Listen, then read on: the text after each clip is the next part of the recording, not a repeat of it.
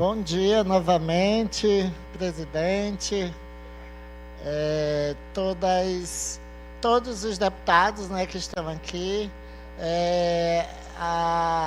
as pessoas que estão aqui na galeria, toda a assessoria. Ontem eu iria falar num grande expediente, mas por causa da votação não consegui, sobre a audiência pública que aconteceu na Justiça Federal na sexta-feira, dia 25 de agosto, né, para elucidar os fatos e os fundamentos do processo que ocorre na primeira vara federal do estado de Sergipe, constando como autores do processo o CAU, que é o Conselho de Arquitetura e Urbanismo de Sergipe, o CRILIBER, Criança e Liberdade, e a Associação Padre Luiz Lemper, das Catadoras e Catadores de Mangaba, e o Ministério Público Federal. O Ministério Público reuniu os apontamentos de 40 entidades que formaram uma frente de ação para debater tecnicamente o projeto do Plano Diretor em Aracaju. E essa ação civil pública destacou as seguintes problemáticas no processo de revisão do Plano Diretor aqui de Aracaju, que foi realizado de forma totalmente ilegal, desrespeitando legislações e de forma antidemocrática. Eu, como vereador em Aracaju, né, no ano de 2021 e 2022, participei desse todo processo, né, da revisão, que foi vergonhoso a forma que foi feito. Aproveito aqui, né, que a casa está cheia de jovens, de estudantes. Eu fico feliz, professores que trouxeram, né, são os alunos e alunas e alunos, né, da Escola General Calazans, da cidade de Nossa Senhora das Dores, né, que estão participando do projeto da ELESE, da Escola do Legislativo, que é o projeto Visita à Casa do Povo. Então, sejam bem-vindos, bem-vindas e bem-vindes aqui à Casa do Povo, Assembleia Legislativa. Espero que esse projeto seja mais divulgado, porque às vezes dá uma sensação de eu estou falando aqui para os deputados, sempre quando a gente fala, né, alguns ficam, né, prestando atenção, mas sempre está esvaziado o plenário. E quando tem gente aqui, fico mais feliz de poder trazer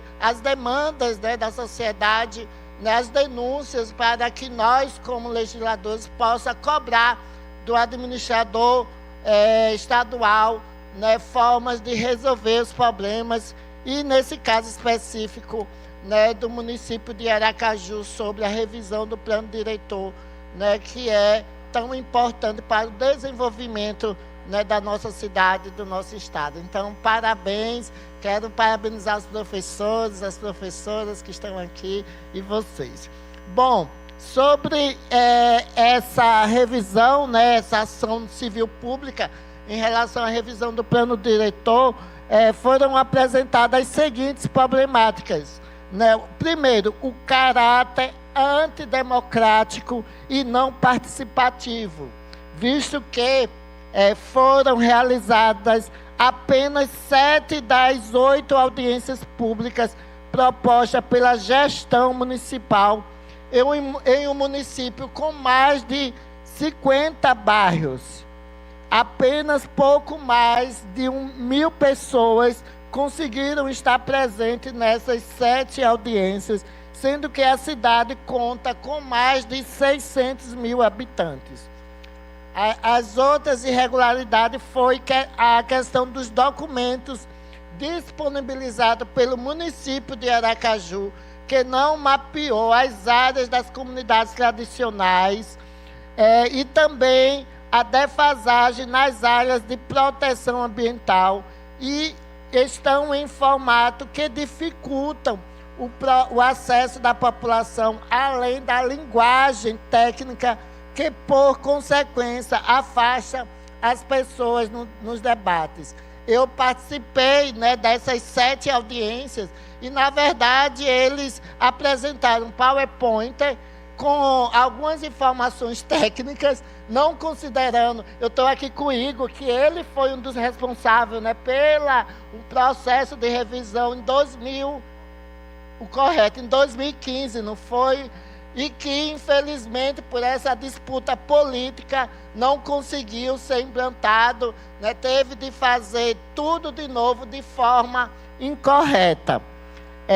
E também o município ainda deixou de cumprir o que determina a Convenção 169 da Organização Internacional do Trabalho, que diz respeito ao direito à consulta prévia, livre e informada das comunidades tradicionais e quilombolas.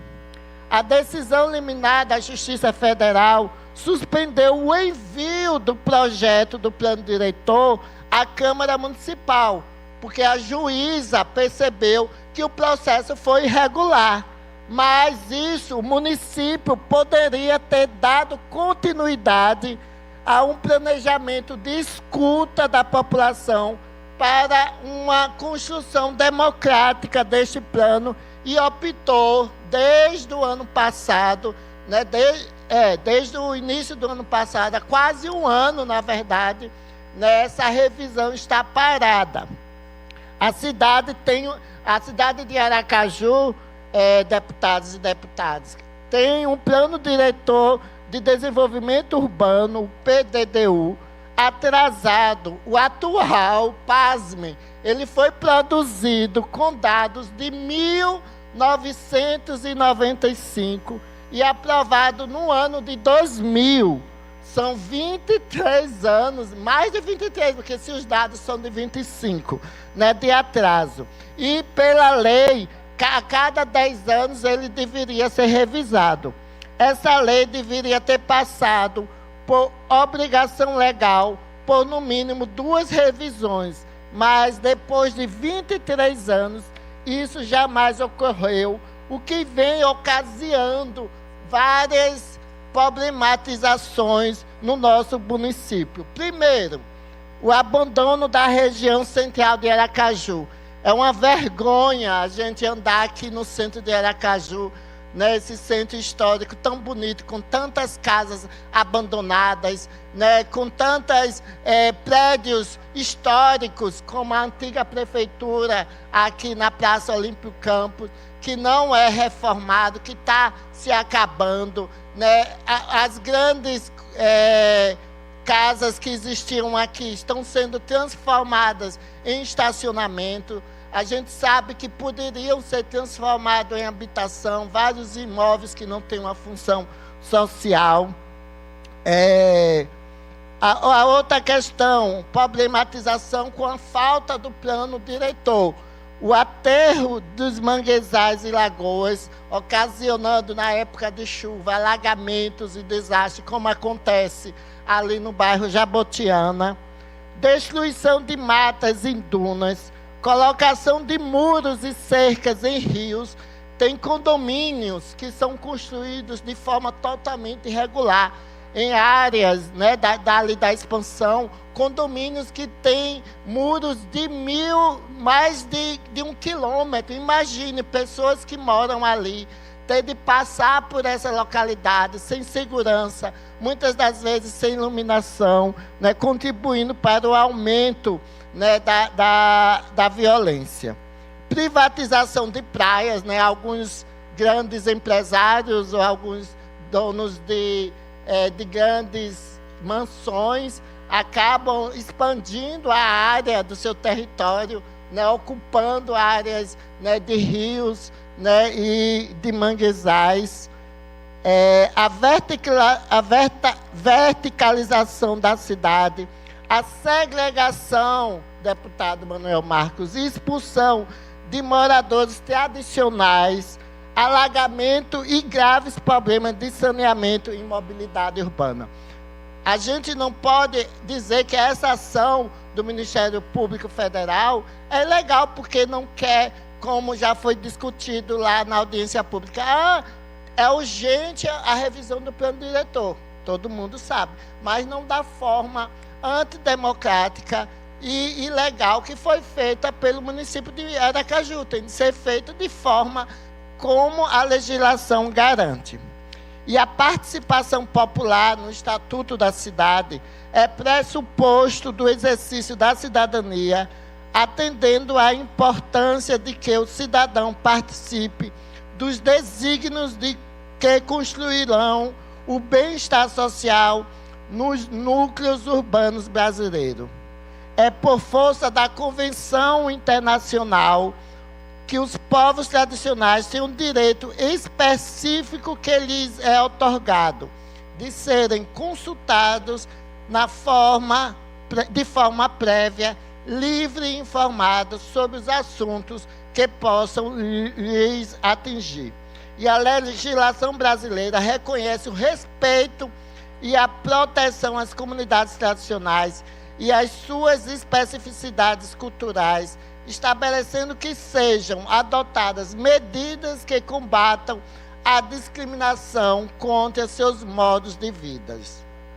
É obrigatória a consulta prévia, que não se confunde aí com a audiência pública. A consulta é antes de enviar a minuta do projeto de revisão, né? E as consultas é durante o processo de revisão. A anterior, que foi feita no governo de João Alves, foram feitas mais de 40 audiências públicas. Foi feito um trabalho maravilhoso de equipes, de profissionais. Infelizmente, foi engavetado quando, em 2016, né, o atual prefeito Edivaldo Nogueira assumiu a cadeira de prefeito, né, de Aracaju. A própria decisão compreende que o anteprojeto da revisão do plano diretor foi elaborado sem que houvesse uma consulta prévia, livre e informada às comunidades tradicionais presentes no município de Aracaju, né, como as que eu já citei, né, que fazem parte dessa ação. E as falas dos movimentos sociais presentes, bem como dos representantes das entidades de classe, como a OAB, o CREA, o CAL, de órgãos como o IBAMA e INCRA, foram na mesma linha da ausência do caráter participativo do processo de revisão do plano diretor, da ausência de material como formato e linguagens acessíveis e sobre as consequências que a cidade e toda a população tem sofrido. E o Poder Executivo de Aracaju precisa assegurar o direito à cidade, um dos mais importantes e sempre negligenciado a toda a população, e que Aracaju seja construída e cresça para todas, todos e todes, sem distinção. Então, o plano diretor é importantíssimo para o desenvolvimento de uma cidade, principalmente uma cidade, né, uma capital como Aracaju, que a gente vê vários problemas, né, com essa falta, né, de um planejamento, né, a construções ilegais que, infelizmente, só favorecem, né, a especulação imobiliária, destruindo comunidades, né, contribuindo aí para que famílias, em época de chuva, né, percam, né, seus bens, né, e há muitas nem conseguem sair de casa. Bom, senhor presidente, é só hoje. Estou aqui muito feliz de estar aqui conversando, né, com os jovens, porque sempre que eu posso, eu vou nas escolas dar palestra, né, sobre gênero, sobre respeito, sobre diversidade. Vou aproveitar esse momento e trazer algumas reflexões, né, já que eu fui em Dores, já em 2 escolas, na de vocês também. Ah, sim, foi. Agora, e em outra que é Azevedo, né, um Fernando Antônio,